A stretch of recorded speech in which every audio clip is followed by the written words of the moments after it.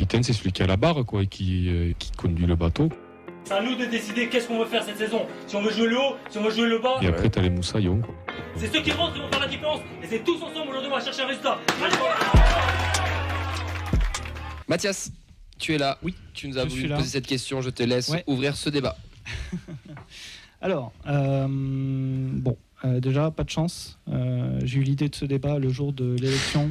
Je suis le président de notre Ligue française de foot professionnel.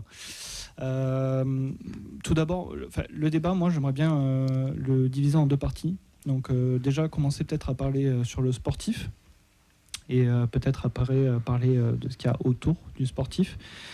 En fait, moi, par des formations professionnelles, parce que de base, je suis un ingénieur, j'aime bien me poser de temps en temps pour regarder, faire un bilan, regarder les résultats de ce qu'on a fait sur l'année, par exemple. Et Comolli, après chaque défaite, notre cher président, je vois passer beaucoup de Comolli dehors, on en a marre, on n'a jamais droit au bonheur, etc., etc. Si on fait... Alors, du coup, je vais commencer par orienter peut-être un petit peu le débat, mais si on se pose 2 secondes, qu'on fait le bilan depuis son arrivée au club, après on verra, parce que du coup, pour le coup, moi je suis un jeune supporter, je supporte le TEF depuis pas si longtemps, comparé à certains invités que vous avez reçus dans l'émission. Mais si on fait le bilan depuis son arrivée au club, on a quand même un titre de Ligue 2, une victoire en Coupe de France, et Toulouse a quand même vécu beaucoup de soirs magiques depuis son arrivée au stadium et pas que. Donc voilà, sportivement, est-ce que vous trouvez que depuis son arrivée, sa présidence est une réussite au club ? Clément.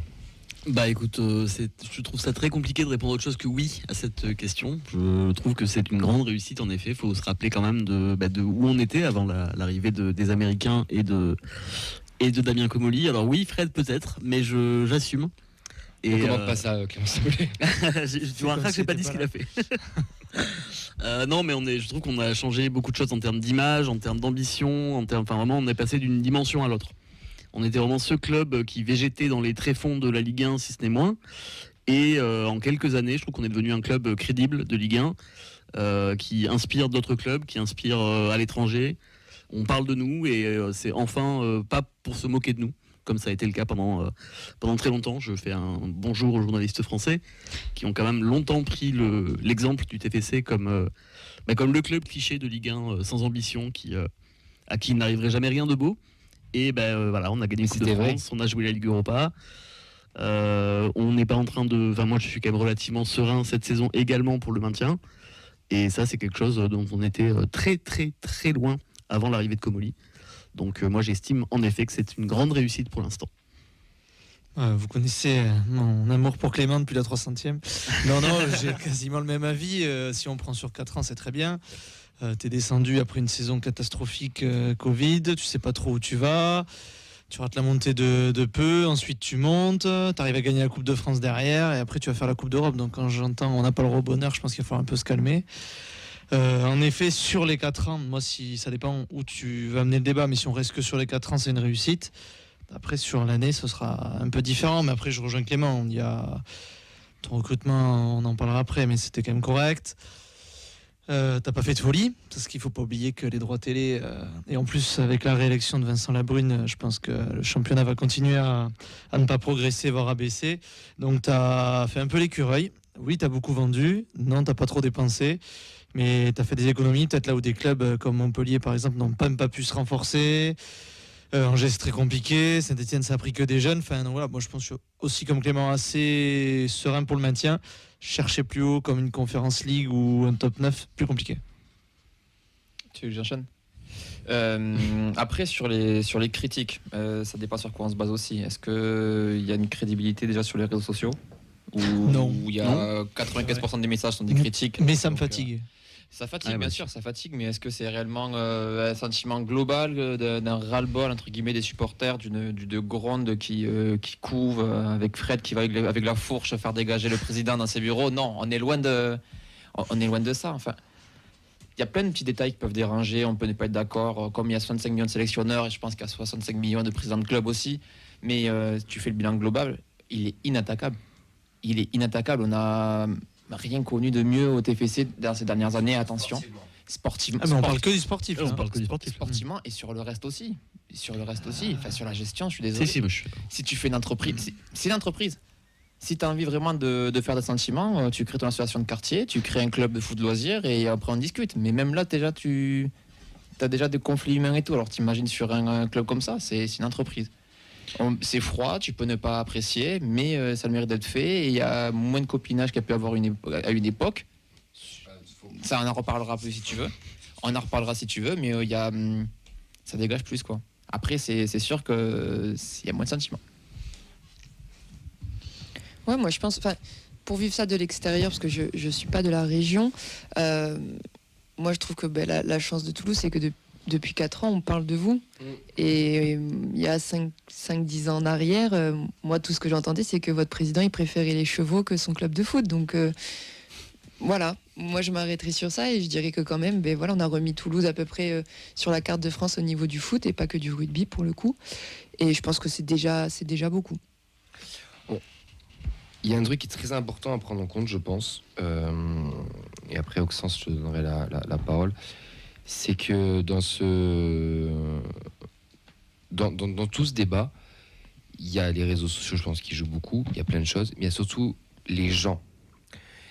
Et je vais être un peu méchant, et je suis désolé, mais les gens ne prennent jamais le contexte en compte, prennent des extraits d'interviews ou de phrases qui sont sorties pour faire du chiffre, on va dire. Ils regardent pas totalement les choses. Pour tous ceux, nous dans l'équipe, je sais qu'on s'est tous tapé toutes les conférences depuis qu'il est arrivé. Pour tous ceux qui les ont regardés du début à la fin, qui n'ont pas juste pris des phrases à droite, à gauche, sorties du contexte, la ligne directrice, elle est quand même ultra cohérente. Il y a des erreurs, il y a des choses qui sont bien faites. Tout n'est pas parfait, mais encore heureux. Citez-moi un club où leur mercato il est à 200% réussi, où leur projet sportif est totalement réussi et où il n'y a aucun faux pas. Ça n'existe pas. Qu'on soit devenu plus exigeant, je dis pas, parce que notre président, et ça on n'en a pas l'habitude, parce que tu l'as très bien dit, avant il préférait ses chevaux, il parlait jamais. Sadran était quelqu'un de très discret. La conférence de presse, je me rappelle même pas qu'il en cite peut-être une par an et je suis même pas sûr qu'il la fasse à chaque saison. Le président nous en fait beaucoup, parle beaucoup, ambitionne beaucoup, et du coup, les gens attendent beaucoup. Et des fois, s'arrêtent sur une petite phrase. La fameuse phrase « on a un meilleur effectif que l'année dernière », elle est totalement fausse. La conférence de presse, il a dit « on va faire en sorte d'avoir un meilleur effectif ». Les gens se sont transformés et c'est ressorti partout.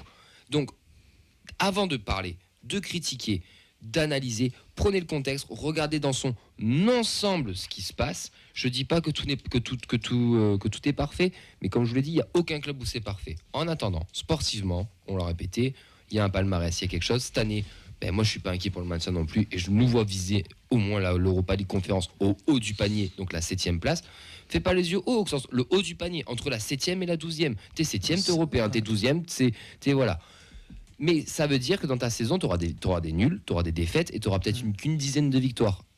Ce qui est déjà pas mal. Ce qui est déjà pas mal. Ouais.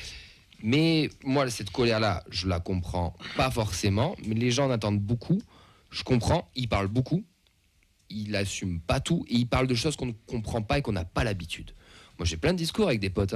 On est ambitieux. Depuis quand le TEF est ambitieux ?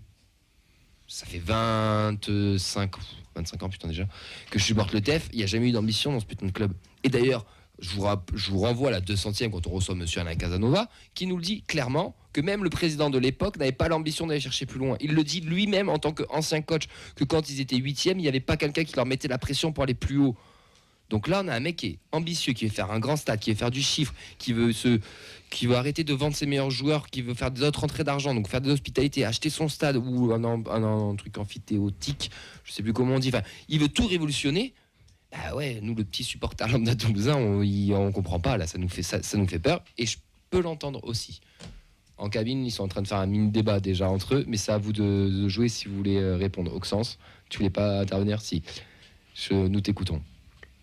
Alors si, moi j'ai entendu tous vos arguments pour Damien Comolli, mais j'aimerais bien apporter un petit peu de nuance de mon côté, parce que c'est vrai qu'en tant qu'abonné, quand même, on peut regretter ces derniers temps la disparition quand même de certains avantages. Je pense par exemple au flocage offert, la bodega qui n'existe plus. Là encore, il fait plutôt beau, donc ça va, mais bon, quand on sera en plein hiver, je pense qu'on aurait apprécié d'avoir un petit endroit un petit peu au sec. Ou sinon aussi Alors, la carte attends, d'abonnement je physique. peux te couper? Oui. Parce que l'abonnement physique, je suis d'accord. Sur la bodega, il y a un projet comme au Stade Toulousain, mais c'est la mairie qui bloque. Ouais, mais bon, il y a un projet bodega opérationnel rapidement. Non, mais là c'est pas. Si t'as le stade, que tu dois gérer ton stade, on l'aurait déjà notre bodega. Comme on gère pas notre stade, que c'est la mairie, ça prend du temps, etc. Donc, je veux bien l'entendre, mais attention, petite nuance. Oui, mais sur ce que je veux dire, c'est que nous, malheureusement, on va être impacté par ce délai. Totalement. Et cet hiver, s'il fait moins 15 et qu'il pleut, on ira au parking. Oui, il y a une différence entre supprimer et mise en pause. C'est quand même pas la même chose. Donc là, on parlerait plus d'une mise en pause avec une réouverture potentielle, quelque chose qui ressemble. C'est pas la même chose que perdre l'avantage complet. Ta bodega, là, elle part dans C'est fini. Elle part dans les hospitaux, dans les loges. Okay. C'est pour, il l'a expliqué dans la conférence de presse. On est ceux qui génèrent le moins d'hospitalité, le moins de revenus sur les loges. Donc il faut qu'on gagne de la place. Après, non, dommage. C'est économique. Ensuite, pour rebondir sur ce que vous avez dit, pour revenir un petit peu sur les gens qui critiqueraient Comolli, même si je pense que il y a plus de critiques envers Carles que Comolli à l'heure actuelle. Non, mais c'est vrai, je dis non parce que je trouve qu'il n'y a pas tant de monde que ça qui réclame la tête de Comolli. C'est plus la tête de Carles que de Comolli pour le moment. Mais je pense qu'il faudrait aussi se rendre compte que si des gens critiquent Comolli, ce n'est pas forcément pour faire table rase et critiquer tout ce qui a été fait auparavant, mais plutôt parce que les gens ont peut-être plus de doutes sur le projet à long ou moyen terme qu'il y a quelques années, par exemple. Peut-être qu'on avance un petit peu plus dans le flou et que certains s'en inquiètent, mais ça ne veut pas pour autant dire qu'ils critiquent tout ce qui a été fait auparavant. Bien sûr que l'épopée européenne, on en a rêvé, bien sûr que la Coupe de France en a rêvé, mais je peux comprendre le scepticisme de certaines personnes quand on voit la direction dans laquelle on avance. Ça ne veut pas forcément dire qu'on va se vautrer, qu'on va finir en régional dans 6 mois. Et je le souhaite pas, bien sûr. Mais non, parce que tu as une politique saine économiquement. Oui. Et ça, en fait, les gens, ils veulent pas le comprendre, ils veulent pas l'admettre, ils veulent pas. On a la chance d'avoir un supporter montpelliérain pour le coup, qui, lui, son club, il est dans la merde parce que tout est basé sur les droits TV et qu'ils ont des salaires à 250 000. Donc combien c'est, Catherine ? 180 000. Nous, on loupe peut-être des joueurs dans la data, on n'a pas notre numéro 9 qu'on voulait parce qu'on a une grille salariale très stricte et ça peut être chiant. Mais en attendant, et Sadran était aussi comme ça, en attendant, notre club, il est sain financièrement. Et on sera jamais dans la merde par rapport à ça. Et ça, tu compares aux clubs qui boxent dans notre catégorie à nous, c'est-à-dire les clubs de milieu / bas de tableau Ligue 1, en tout cas en termes de budget. Et on est quand même sacrément mieux lotis qu'eux. Et on est entre de meilleures mains, je pense. Et on est un des clubs dans cette classe-là, entre guillemets, on est un des clubs les plus stables de la Ligue 1. Et rien que ça, moi, je trouve que c'est quand même... Enfin, je trouve qu'on passe à côté très vite. Et qu'on évacue aussi le mérite qu'a pu avoir le président Comolli là-dessus. Mais le sportif rentre en jeu. Le fait de ne pas avoir gagné au stadium depuis longtemps, aussi. Le fait de ne pas ramener des points, etc. De dire je joue l'Europe et on doit faire mieux, on vire Montagnier parce qu'il faut la data nous a dit machin, tu fais la même place, etc. Tu sais, les gens, ils vont pas chercher plus loin de ce qui se passe. Et je suis désolé, je fais un peu... c'est horrible parce que je suis en train de donner des leçons et c'est pas ce que je suis en train de dire, mais c'est dans le sens, faut prendre tout le contexte aussi. Le recrutement cette année, il est bon. On le jugera dans un an. Mais sur le papier, il est moins dégueulasse que certains. Mais t'as pris trop de risques. On a pris des joueurs que les clubs de notre calibre n'attirent pas. Je suis désolé, Joshua King, on a beau dire oui, c'est un joueur moyen de Première Ligue, mais c'est un mec qui a marqué sa 50aine de buts en Première Ligue, c'est un mec qui a 60 sélections dans une sélection qui n'est pas non plus un pays du tiers-monde. Enfin, c'est un calibre de joueur qu'on n'attirait pas avant, et deux, que les clubs de notre niveau, de notre championnat n'attirent pas du tout. Donc moi, je trouve que c'est plutôt bien. Et sur le contrat, t'as pas pris un risque énorme, tu l'as pas signé 4 ans non plus. Et t'as un mercato cet hiver, faut mesurer un peu et on verra après le dimanche. Oui, complet. Oui, voilà. Moi, je veux rebondir sur ce que disait Oxens sur des choses qui ont disparu au stadium. C'est vrai que y a aussi les victoires. Et, c'est beau ça. C'est aussi en partie pour ça que je pense qu'il y a beaucoup de colère. Oui. Enlève ton micro et lâche-le de la table. Et tu sors. Et ciao. Mais voilà, pour moi, c'est pas c'est pas Comolli qui coche le nom de Gabriel Suazo ailier droit contre Marseille au dernier match. Je trouve que la direction dans laquelle la direction que le club prend est vachement rassurante. Financièrement, je nous sens blindés en fait. On ne sait pas trop où va la Ligue 1, mais moi je me dis, Toulouse, si les autres clubs font faillite, moi j'ai pas peur, honnêtement. Donc, moi je suis plutôt content. Donc la colère envers Damien Comolli n'est pas forcément légitime alors. Non, pour moi non, pas du tout. Sportivement. Voilà, moi j'aimerais revenir sur ce qui est non sportif. Et moi je comprends qu'il y en ait qui s'énervent sur sa com parce que des fois, en effet, on te vend du rêve et c'est le but c'est une entreprise.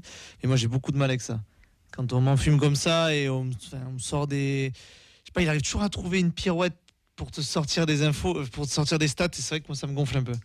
Il a ce côté-là, mais après je pense que c'est pareil dans la boîte, c'est pareil dans tout. Mais moi j'ai beaucoup de mal avec ça. On le sait qu'il est comme ça depuis qu'il est arrivé. Mais moi j'aime pas ça. Voilà, il est un peu fanfaron, tout ça, tout ce que tu veux. On aime ou on n'aime pas, mais je trouve qu'en termes de com d'un président de club, il est balèze quand même. Parce que quand tu compares au guignol, au peintre qu'il y a eu dans certains clubs de Ligue 1, qui disait des dingueries à longueur de journée, moi je trouve que franchement, Damien Comolli, ça va quoi. Alors oui, il peut être agaçant parce qu'il a ce côté hyper arrogant, tout ça, même moi. Moi, premier degré, quand je regardais la conférence de presse, il m'agaçait un petit peu quoi. Heureusement qu'il est sympa et qu'il fait des blagues avec les journalistes de temps en temps pour faire redescendre le truc, mais il a ce côté arrogant, on le sait. À partir de là, en fait, ça m'énerve parce qu'à chaque fois qu'il prend la parole, il se prend des torrents de pas de haine, mais s'il prend pas la parole, on lui met des torrents aussi. Moi, c'est ça dans les deux cas, il paye. Mais du coup, tu comprends pas, il faut qu'il fasse quoi du coup? S'il parle pas, les gens gueulent, s'il parle, les gens gueulent. Au bout d'un moment, ça va quoi. Éternel insatisfait. Ouais, mais ça, je trouve que c'est une tendance dans le foot en général et qu'on voit bien entendu dans nos supporters à nous, c'est qu'on a tendance à cracher dans la soupe. Et moi, je trouve que la soupe, ces dernières années, elle était quand même plutôt bonne. Alors peut-être pas au stadium, mais en tout cas au niveau du club. Et ça m'agace un petit peu parce que ça y est, on a joué la Ligue Europa un an, on va finir 3e tous les ans et jouer la Ligue des Champions. Non, ça marche pas comme ça. On a joué une Ligue Europa qu'on devait jamais jouer, entre guillemets, parce qu'on n'était pas programmé pour gagner la Coupe de France, je pense. Et on l'a joué et c'est tant mieux et ça fait de super souvenirs. Mais on n'a pas été ridicule. Et on n'a pas été ridicule, mais que les gens s'attendent à ce que là, en 2 ans, paf, on passe d'un club qui vient de Ligue 2 il y a 2 ans à un club qui va se qualifier pour la Coupe d'Europe chaque année. Il faut arrêter de déconner. Un club, ça se construit sur la durée. Et pour moi, c'est aussi la question du coach. Ça se construit sur la durée avec un coach à qui on a fait confiance. Et moi, ça m'énerve qu'au bout de 2 matchs nuls, on demande la démission de ce gars-là, entre autres. Il veut révolutionner beaucoup de choses et ça prendra du temps. Il faut laisser du temps. Et pour le moment, ce qu'il fait, c'est quand même, les idées sont pas forcément si mauvaises que ça. Et c'est quand même, je trouve qu'il y a quand même, on a quand même passé un step encore une fois. Dans le sens qu'on a des réactions. Je pense qu'il y en a beaucoup, non? Ouais, il y a beaucoup de réactions. J'en avais une intéressante que je voulais vous lire en particulier qui mélange un petit peu le sportif et le non sportif. Donc c'est Tolosa qui venait sur Twitch. Sportivement, rien à dire. Sur le fond, il y a des choses qui me plaisent pas. L'organigramme hyper resserré où désormais 3 personnes décident de tout, dont 2 qui ne connaissent pas le ballon et font des choses qui font grincer des dents. L'exemple type, l'histoire des abonnements en fin de saison dernière. On verra bien ce qui arrivera, mais sportivement et financièrement, on est bien, comme dirait l'illustrissime Fred. Ouais, c'est compliqué. Après, de toute façon, on sera jamais, pleinement satisfait, j'ai envie de dire. Il y aura toujours des critiques, il y aura toujours des gens pour parler, et nous les premiers d'ailleurs. En début d'émission, on l'a dit. Alors, coup de com' là sur Lyon, c'est totalement désastreux et ça rejoint un peu l'avis de CC Tolosa qui sur le organigramme, sur le copinage ou pas d'ailleurs, mais sur le fait qu'il manque un peu de monde aussi. Il y a beaucoup de choses qui sont dites, il y a beaucoup d'ambition. Il y aura toujours des choses à dire. Oxens, vas-y. Non, je voulais rebondir sur le fameux coup de com' contre l'OL, mais je ne sais pas si on a le temps. Tu as 2 minutes. J'ai 2 minutes. Non, on en parlait en cabine. Je pense que c'est plus de la précipitation qu'une vraie méconnaissance du sujet, parce que je pense qu'ils ont été court-circuités par les Indians. Et l'idée de se dire, bon, allez, on va essayer de caler ça le plus vite possible. Et bon, la seule date qu'il y avait jusqu'à présent, c'était l'OL. Et peut-être qu'ils se sont rendus compte après coup que c'était le coup de Brice. Non. Moi, je pense que c'est de la précipitation. Non. Plus que de la méconnaissance. Non, c'est zéro culture club. Les mecs, ils viennent pas de Toulouse, ils savent limite pas qui est Brice. J'en suis sûr et certain. C'est zéro culture club. Là, non, tu peux pas mettre ça le 29 septembre sur le match. Tu vois, le 29 septembre, tu dois savoir que c'est l'hommage à Brice. Il y a pas on a voulu court-circuiter les Indians ou pas. Tu le sais, point barre. Enfin, après, je suis peut-être un peu trop. Non. Mais c'est de la culture. C'est de la culture club. C'est un truc super important. Ça tribune porte son nom. Ça chante tous les week-ends en hommage à lui, etc. Enfin, Évidemment, je sais pas. Puis il le dit si bien, il adore ses supporters, on est exceptionnel. Respectons-les. Mais ça, je pense pas que ce soit le président. Ça, je pense que c'est plus voilà, la com. Ils se sont trompés. Après, s'ils font un mea culpa et qui machinent, on verra bien. En tout cas, on en parlera plus longuement, je pense, vendredi. Mathias, est-ce que tu veux ajouter quelque chose à tout ça? Ouais, pour clôturer, peut-être que je suis délusionnel dans ma take, comme disent les jeunes, mais pour moi, Comolli, dans quelques années, s'il reste au club, il y a moyen que ça devienne le Jean-Michel Aulas du TFC. Il arrive avec des nouvelles méthodes de travail. On s'est beaucoup moqué de nous à cause de la data, tout ce truc de forcer sur la data, mais on voit qu'il y a des clubs en Ligue 1 commencent à adopter les mêmes méthodes de travail, faire des coups. En fait, les clubs commencent à prendre exemple sur le TFC. Donc, pour moi, voilà, c'est comme ça que je voulais clôturer le débat là-dessus. Je suis peut-être délu sur la take, mais... Mathilde, Comolli, nouvelle Jean-Michel Aulas. On va devoir en toute mesure, bien sûr. J'irai pas jusque-là, surtout vous parlez à une supportrice lyonnaise. Donc, c'est pour ça. Là, mais...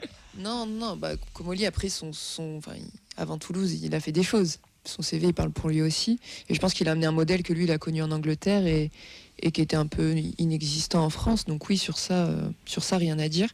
Et oui, on sait bien que nos présidents, en France, en Ligue 1, ils n'ont pas forcément les meilleures idées. Donc quand ils ont vu que OTEF, ça fonctionnait, ils se sont dit, putain, il est pas con, lui. On va peut-être essayer de faire pareil. Ça n'a pas l'air de trop dépenser et ça a l'air de fonctionner. Donc oui, sur ça, je pense que vous pouvez être fiers d'avoir eu un président qui a réussi dans un contexte un peu difficile financièrement. Vous trouvez des bons coups et sportivement à maintenir un projet assez serein. Je pense que vous préférez être aujourd'hui dans la peau d'un supporter toulousain que d'un supporter montpelliérain, par exemple. Attends, on a un supporter à plateau, demandons-lui. Ouais, non, mais La réponse est oui. Ouais. Même du SCO si on fait la différence. Même lyonnais, hein. Parce que vous avez un sacré bordel avec Textor et le M propriété aussi. C'est autre chose, là, oui, on est sur autre chose. Mais je pense que après les réseaux sociaux, pour moi, font pas non plus la représentation de ce que tout le monde pense, des 30 000 personnes qui viennent au stadium le dimanche. Après, j'entends, mais voilà, je pense qu'il faut prendre un peu de recul aussi sur ce qu'on peut lire. Je pense que c'est. Vincent, peut-être une dernière réaction ou deux et on enchaîne. Ok, on enchaîne. Je pense qu'on peut terminer sur ça, les gars. Vous Nickel. Acheter quelque chose. Ils sont en mini débat en cabine, donc je pense qu'on va les laisser tranquilles. En tout cas, le président, il est toujours légitime à nos yeux.